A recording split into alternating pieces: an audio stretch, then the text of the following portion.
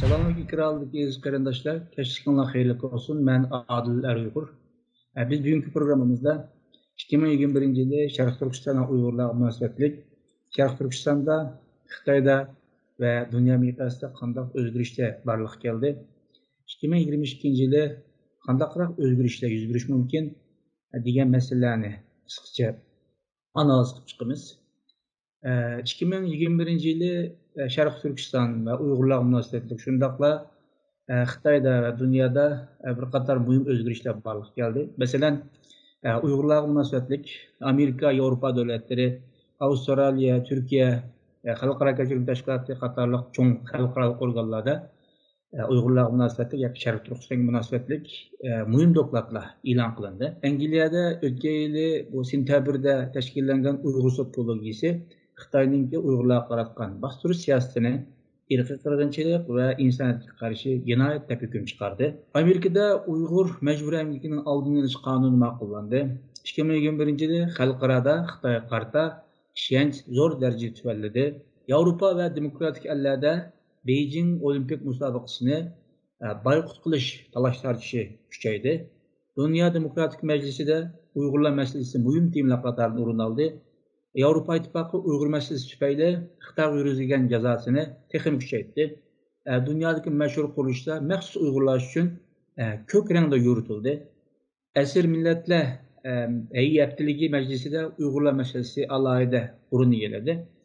Bundan başka bu bilim sahasida mesela Şarkı Türkistan Umum Tarihi ve başka mühim kitaplar neşr qilindi. Mihray Erkin'ninki xabari xalqarodagi nüfuzluq matbuotlarda keng o'rin oldi. Bundan başka dünya miqyosida nurg'un o'zgarishlar barliq keldi. Masalan, Xitoyga qarshi Amerika, Angliya, Avstraliya qatorliq davlatlar tarafidan AQUS anlaşma ehdnomasi tuzildi. Avrupa, Amerika ve Xitoy o'rtasidagi munosabatninki darajasi, mohiyati texnik ko'p qirliqlashdi va texnik ig'irlashdi. Xitoy virusi texnik tugmadi. Yani dünya miqyosida qiziq nuqtalardan biri bo'lish sifatini turib kelmoqda. Ko'chmanlar krizisi cho'ng davlatlarninki muhim siyosiy kun tartibini o'rin oldi. Rossiya va Ukraina o'rtasidagi munosabatlar qattiq jiddiylashdi. Rossiya Amerika o'rtasidagi munosabatlar yoki NATO o'rtasidagi munosabatlarni burunga qaraganda yanada qiziq nuqtalardan biri bo'lib keldi. Dünya xalqaraviy ta'minot zanjiri sistemasi ig'ir darajada ziyonkashlik, ya'ni ig'ir darajada asosiy tavrab qoldi. Taliban hukumati qaytadan hokimiyat beshiga keldi. Etiyopiyada ishga yurish texmo keskinlashdi. Hammadan chataqiri xalqarada bu demokratik sistemininki ma'lum darajada azayganligi ko'rildi. Joe Biden prezident bo'lish bilan Amerika o'zininki burun ittifoqdosh davlatlar bilan munosabatni texnik kuchaytirishga boshladi. Dünya klimat o'zgarishi xalqaroning qiziq nuqtadan biriga aylandi. Xitoyda bo'lsa, Xitoy davlat raisi Xi Jinping Xitoyning dunyoga digital diktatorlik madaniyat andisini taqdim qilganligini jakarladı. Biz bugünkü programımızda 2021 yılındaki umum ahvalini qisqacha analiz qilish bilan birga 2022 yılı qandaq taxminlar bo'ldi, buni bir muzokara qilamiz. Erkin Ma'lum, siz 2021 yılını qandaqroq bir analiz qilasiz yoki qandaq qaraysiz? Bunun bir kısmı şu 2021 yıldaki bazı terakkiyatlar yine 2022 yılda devam kılıyordu da görmem. Misalga siz degan Amerika bilan Rusya arasındaki bu gerilimler, bu xil jidallar devam kılıyordu. Ukrayna meselesi hazırgacha hal olmadı. Umuman 2022'de yani bu jidallar devam kılıyordu deb o'ylayman. Amerika bilan Xitoy arasındaki münasebetler, jiriklik münasebetler yana devam kılıyordu deb o'ylayman. Muhim bo'lgan bu Wuhan virusi yaratgan bazı manfiy ahvollar. Misalga şu ishlab chiqarish zanjiri deymiz, tedarik zanjiri deymiz.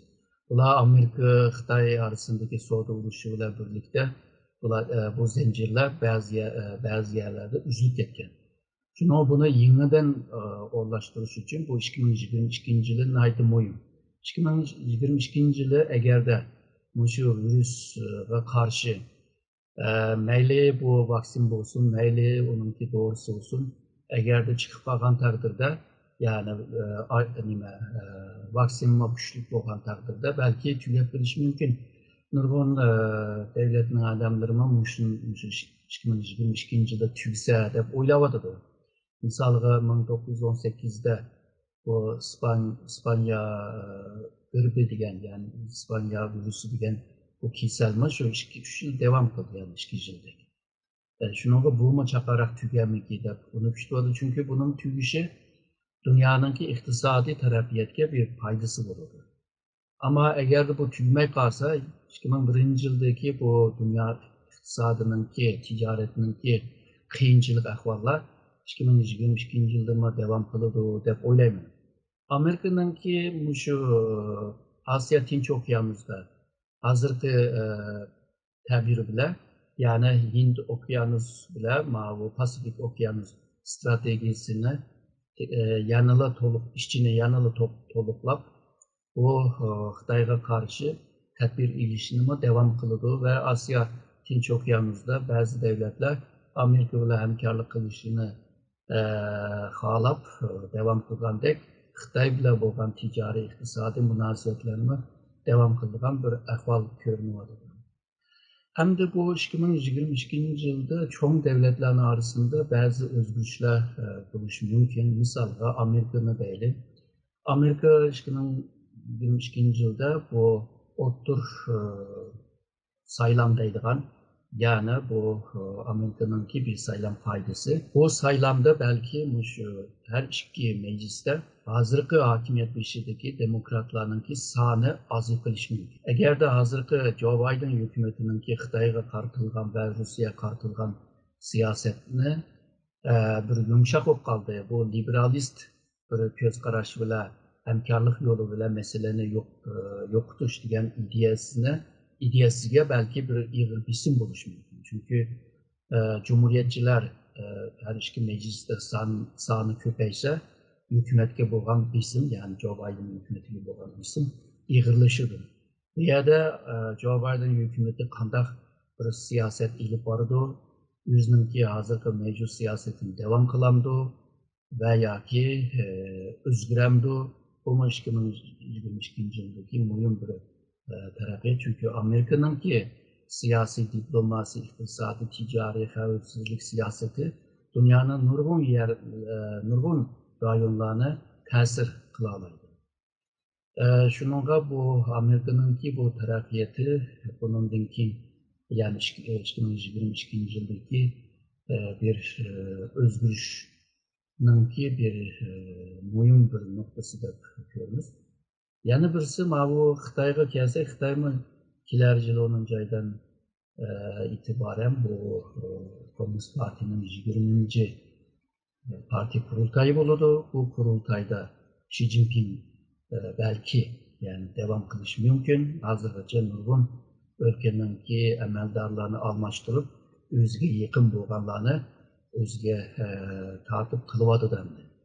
Eğer de Xi Jinping yani devam kılgan bo'lsa, hazırki siyasetini devam kılamdı Amerika qarta, Avrupa qarta ve qo'shni devletler bo'libmi Janubiy Asya degan, Janubiy Sharq Asya degan bu rayonga qanday bir siyasetni ilib boradi, Tayvan meselesiga qanday qaraydi, Tayvanga Chin bisim ishlik kelsa Amerika qanday bunga javob beradi degandek bunday bir o'zgarishma bo'ladi. Eğer de Xi Jinping bo'lamay qolsa yoki Xi Jinping shu 20. qurultaydan keyin o'zininki siyasetini o'zgartiradigan bo'lsa, bu vaqtida Xitoy-Amerika munosabatini boshqa bir o'zgarishma bo'lib qolishi mumkin.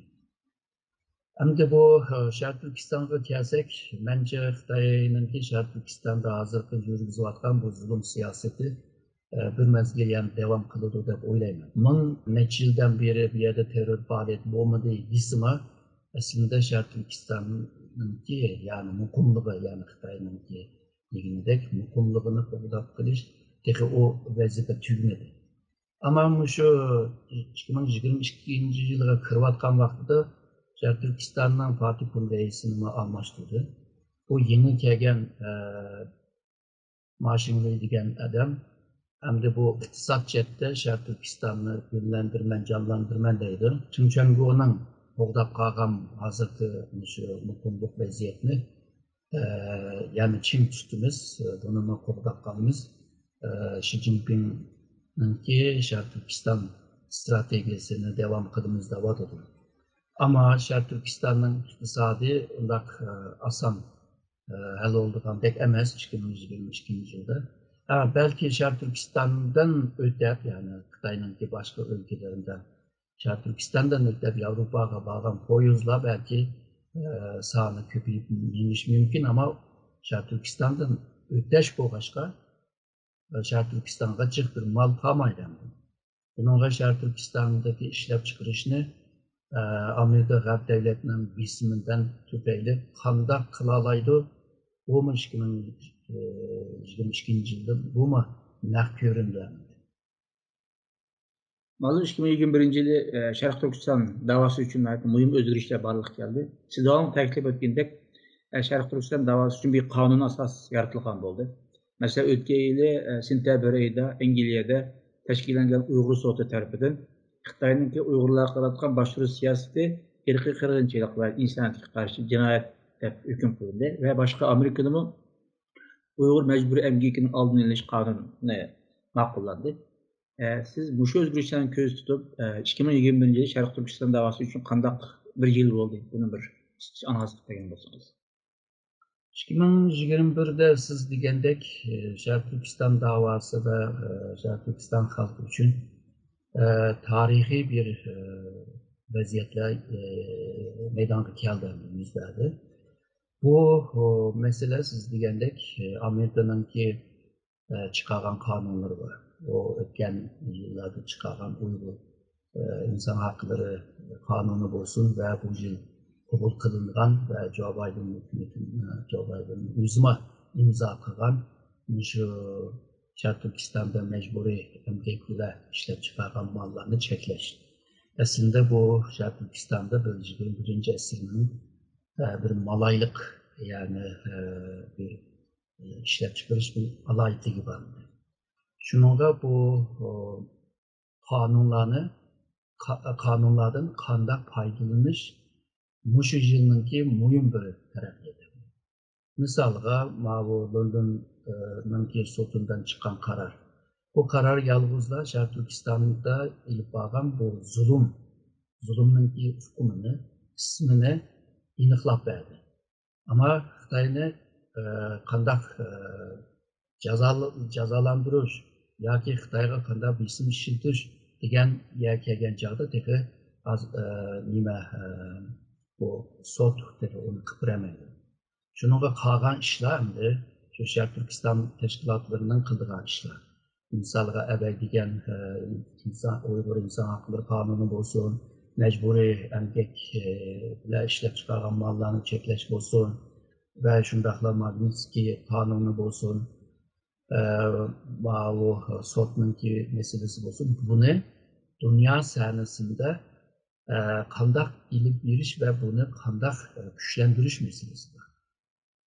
Misalga nurgun Gərb devletlerinin ki kongrede, mecliste bunu kandak tunuşturuş ve bazı devletlerinin ki mecliste bunun kararını yani Amerika'nın ki kanun kararına binaen kandak bir yeni bir kanun ya ki aşının okşaydıgan yakın bir kanun çıkarış. Bununla Gərb devletlerinin siyasyonlarının eğizinde bu geplerini edeplerden kanunun yaratkan bazı onaylıktan bu meselenin kandak tılgı iliş degendek. Ve bu Uygurlarının ki hazırki bu kanun cetteki tutuklukunu kandak siyasi bir faaliyetke aylandırış mesele mühim oluyordu. Eğer de bunu 2022 yılda kılalıgan olsa o vaxtda da əbəqə digən tarixi bulunma noktasını yanılı bir rejimə, yani 2022 yılı ama ettirip buna devam kılalıgan takdirde Şərq Türkistan meselesi yine halkıranın ki en mühim meseleye aylanırdı. Yani gün tertipte turalaydı digən gəpəmdi. Hem de şu 22 yılının birinci kıldığı işi hazırki Xitay'nınki çakalayotgan, teşvik kılayotgan şu olimpiyat meselesi. Bununla karşı boykotlar var. Bu boykot qaysı derecede bo'lalaydı? Xitayni qiyin ahvolga tashlab qo'yamdi? Bu meselede nurg'un muzokaralar va talash tortishlar bor. Ama Xitoy bu jihatdan qarorliq, ya'ni buni davom qilamiz deydi. Belki bazı devletler mühim amaldorlarni avatmasimi, bo'libmi ichilishi bor. Avatmasimi, Xitoy shu kelganlar bilan birlikda yana qilib uni teşvik qilib, cho'ng bir faoliyat qilgandek ko'rsatdi ham buni. Ama Sharq Turkiston tashkiloti, misolga Tibet, Mongol, Tayvan degandek, Hong Kong degandek, şu tashkilotlar birlikda qanday bu xalqaro bir cho'ng ta'sir yaratib, Xitoyga besim ishlatib va bu 2022 yılı qishliq olimpiyat o'yini şu irqiy qirg'inchilik nomi ostida ilib borgan bir tanaqqiyat harakati deb şu tamgını urg'uzamamdi meselesi vardı. Eğer de bunu kılalıgan takdirde hem de keyingi yıllarda şu 2022 yılı olimpiyatını haklar şu irqiy qirg'inchilik ismi ve tanqidning ostida ilib borgan degan bir tamg'a urildi ve bundan qutulish ham tarixda yozilgan edi. Bundan qutulishmi qiyin bo'ladi. Yani yig'ib kelgan chog'da 2022 yılı Uygurlar için, Sharq Turkistonliklar için nayta muhim bir yıl. Şununla teşkilatlar hem hamkorlik içinde birlikte bu işlerini ilip yürüyüş lazım. Gerçi bazı tirişçanlıklar ve bazı kararlar malum teşkilatlar tarafından kılan bozma ama kalan teşkilatlar o ilingan karardan faydalanıp yüzünün kılalaydıgan, yüzünün iş kılalaydıgan daire içinde o işlerini yani kem kölemde ilip yürüyüşe doğru geliyor. Eğer de bunu kılamayan takdirde Sharq Turkiston meselesi bu gün tertipten acizleşip gelişimi mümkün.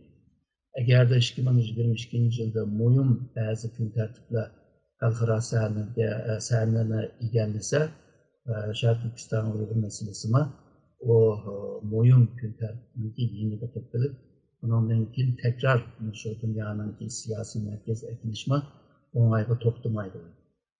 Yani teşkilatlar birlikte bu işlerini birlikte kılış lazım deb düşünüyorum.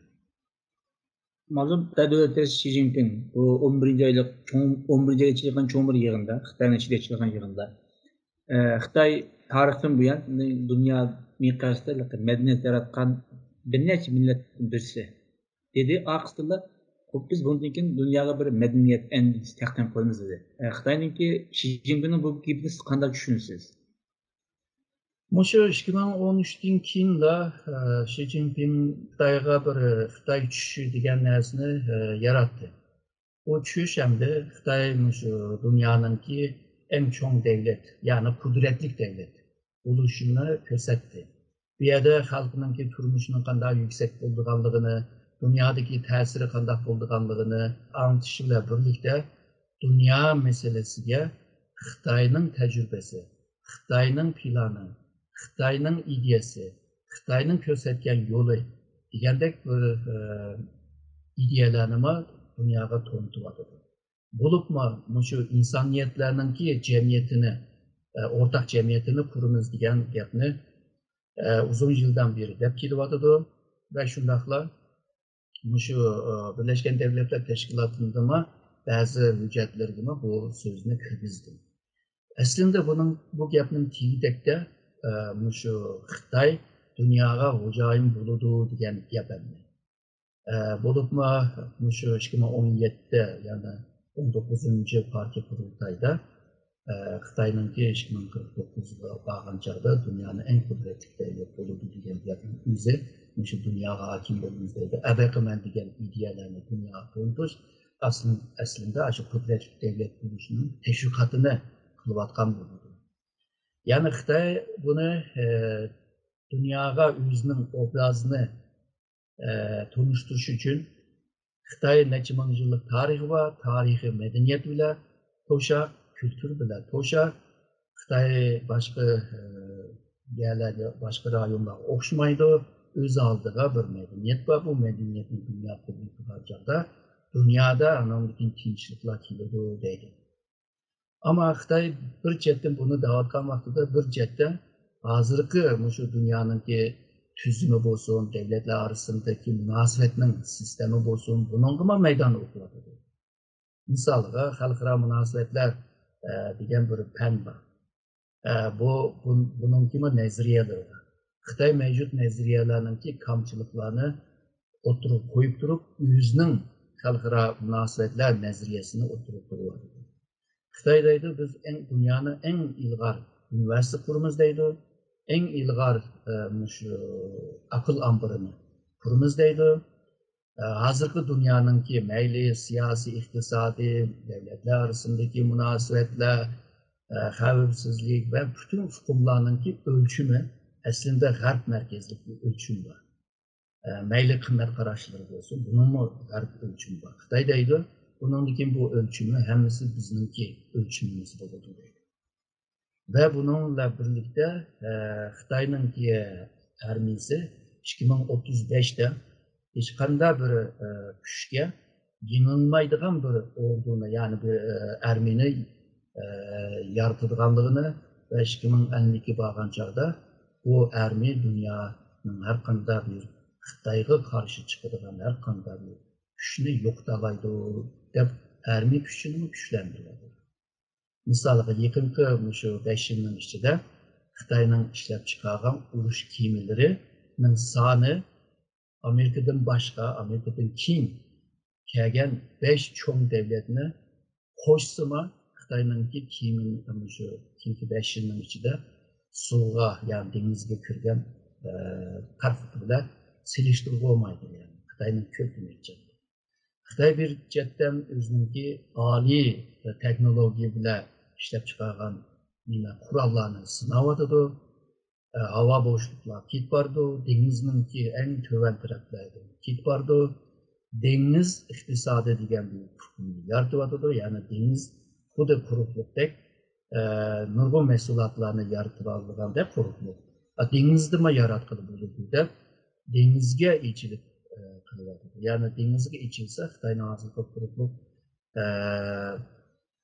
zemininden, yani topraktan necha keng bir dengiz toprağıma, yani toprak olmaydı hem de denizle ilgili olup dünyanın iktisadını güçlendirmekçi. Bu denizninki menfaatini, xavfsizlik menfaatini qo'g'dash uchun deniz armiyasini güçlendiriyor. Hava armiyasini güçlendiriyor.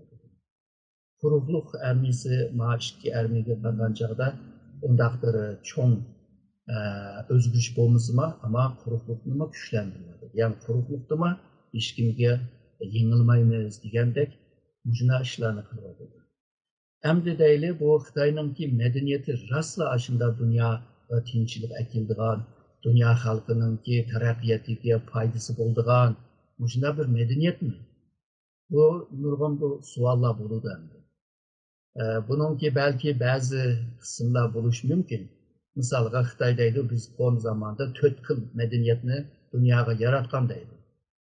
Ama hozirgacha yeni bir medeniyetni pek yaratamadı dunyoda. Hem de deydi biz şu akli mülkiyet chetda biz tirishayotimiz ve yeni icat qilgan narsa shunda ko'p deydi. O ko'p degani hamda şu dünyada mevcut olan yüksek teknolojini işletip durup onundan bazı yeni mahsulotni yaratish. Bu teknolojini icat qilgan ma'noga kelmaydi. Yüksek teknolojiden faydalanıp bazı mahsulotlarni ishlab chiqargan deb bir tushuncha bo'ladi. Shuningga bu Xitoy mushlarni deb turib biz yeni bir medeniyetlarni, yeni 4 medeniyetini yaratamiz deb ajnan tirishayotdi. Ama Xitoyningki medeniyetini bildiganlar bo'lsa, kültürünü bildiganlar bo'lsa, huyini bilgan bo'lsa, Xitoyningki bu umumiy degan medeniyet aslında o'ziga xos, ya'ni Xitoy xalqiga oid bo'lgan bir xil medeniyet. dünya cihetinden kabul kılamdı, kılmamdı. Onu bence bunu kabul kılışmak kıyım oldu. Çünkü Xitay medeniyeti ben dedim özge has, özge ait oluşka aciz olan gün dünya tarafından kanda kabul kılıyor. Misalga deyli, ideya cihetinden dünyaya tinçlik ekildi de ideya cihetinden Konuz'un ideyasını dünyaya teşvik kılıyor. Konuz'un ideyasını biz bilmez. Yani bu imperialik bir hakimiyetini qoğdap qilish uchun o'ttirib chiqqan bir ideologiya bu, bir felsefe. Yani hazır yeni devirde yeni ne olduydı hem de yeni o Konuz'un ideyasını berbat kılıvadı. Bu yenisi mi şu, halkıradaki şu olup mu harp devletlerininki yürgüzüvatkan demokrasi olsun, o insan hakları olsun, bunda kıymet kararışları olsun, bununla karşı. Ve Xitay özümü şunu uçuk devadı ama Konuz'un ideyası mı aşınınca karşı. Dünyada hazır iki devlet demokrasi tüzüm bile mağzıvatıdır. Konuz'un ki bu hıl yeni Konuz'un ideyası şu Xitay'ını dünya halkı karda qoğdap kılış değildir. Yani Konuz'un ki ideyası Xitay imperiyaliklerini qoğdap kıldı. Bunundaki mi şunlar? Bunu köygenden kim halkıra?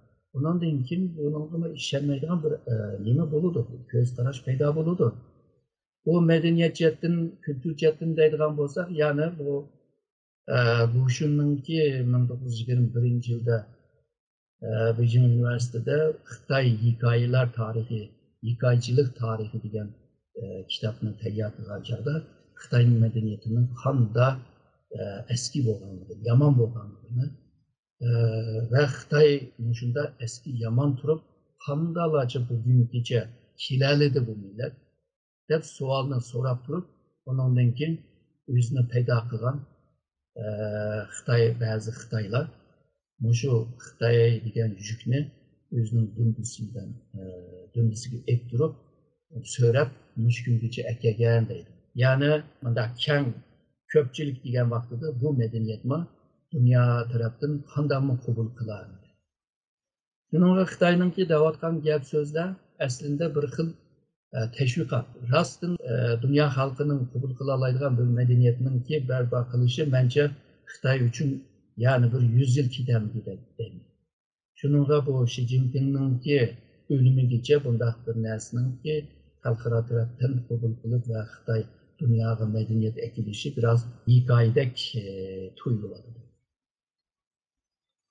Ahırda programımızı bir solla ahırlaştırsak, bu Xitay ve başka halklara çoğun kişiler oturuşu münasebette 2022 yılı bizimki meselemiz qaysi şekilde ornalaşı mümkün?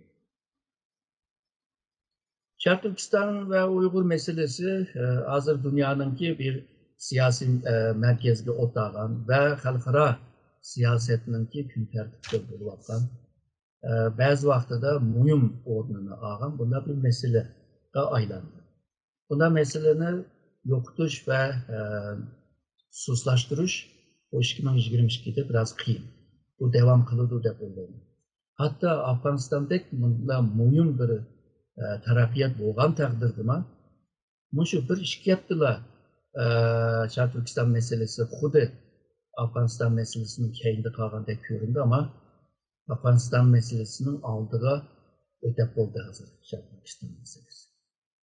Bunda bir peytde hem de Şark Türkistan meselesinin hal buluşun yani müstakil buluşu tabii ki yani bir baskıçla buluş mümkün. Yani bir vaziyet lazım. Ama fevkalade bir vaka çıkmayan takdirde bence 2001 yılda yürgüzüvatkan meyli Garplıklar olsun, Şark Türkistanlıklar olsun yürgüzüvatkan bu siyaset 2022 yılına devam kıldı ama ebeymen diyendek bazı faaliyetlerini kılalıgan vaxtıda 2022 yılına çoğun kutukluklarını kolga düşüye gibi buldu. Eğer de halkırada Şark Türkistan meselesini esas ağanda Xitayga bolğan bisim bağansır güçlense, bu siyasi cetten, diplomasi cetten, iktisadi ticaret cetten, mavazı degan qimmat qarash chetdan ismlar kuchlansa, belki Şərq Türkistandagi zulm azroq bo'lsa, belki yeniklab qilish mumkin 2022'de. Ama ben başta degandek Xitoy Şərq Türkistan'da hozirgi yurgizayotgan siyosatni tamamen o'zgartmaydi deb o'ylayman. Yanıla ko'z bo'yab qildiganini qiladi deb o'ylayman. Yolg'izlar mashinani ekilib ko'z bo'yab qiladi. Ondan keyin iqtisod muhim, Şərq Türkistan'da iqtisod bo'lmasa hamma ishni qilib bo'lmaydi degan bir shuarni chiqarish mumkin. Bundan evvel Chimchanga undaq demidi.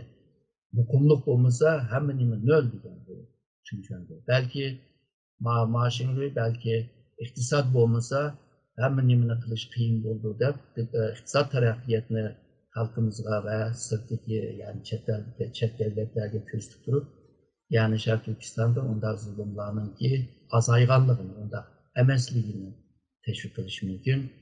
Ondan keyin bu Xitoyning burundan tortib qilib kelgan xalqarodagi ba'zi izchilarni, jurnalistlarni, ondan keyin ba'zi siyosiyonlarni tanlab turib Şərq Türkistan'ga ekilib, u yerda bir ko'rgazim qilib, sayla qilib, ondan keyin yo'lga sepib turib, Şərq Türkistan'da bunda zulmning bo'lmaganligini, irqiy qirg'inchilik qat'iyan bo'lmaganligini, majburiy emgakning hech yo'q bo'lganligini isbot qilishga tirishadi deb o'ylayman Xitoy. Ama chet eldagi Şərq Türkistan tashkiloti Xitoyningki bu xil siyosatga qarshi o'zininki bir alayda bir siyosatini bo'lish lozim. Bo'lmasa taqobil turamagan vaqtida Xitoy qaysi chetdan deganda kuchli xalqaroga o'zini ta'sirini yetkazishga tirishadi. Xitoydan manfaat topayotgan davlatlarmi, onun uchun Xitoy uchunmi belki so'zlab berish mumkin. Ama 2002'de yana bir muhim bir o'zgarishni qo'lga tushirish lozim deyman. Bu bo'lsa, shu islom va musulmon davlatlarda Şərq Türkistanning davosini yaxshi ilib berish lozim deb o'ylayman. Chunki islom va musulmon davlatlarda belki hukumat xohlamasimi, ama bu aydın adamlar, ulamolar, ondan xalqlar bularga qartilgan bir siyosetni, yaxshi bir siyosetni ilib berish lozim deb ko'raman. Qimmatli ko'rmanlar, biz bugungi programmamizda 2021-yili Şərq Türkistan Uyg'urlarga munosabatlik muhim o'zgarishlarni analiz qilish bilan birga 2022-yili nima ishlar bo'lishi mumkin degan masala ustida qisqacha bir taxminlarni, qiyoslarni ilib olgan bo'ldik. Erkin olim, sizga ko'p rahmat. Men rahmat aytaman.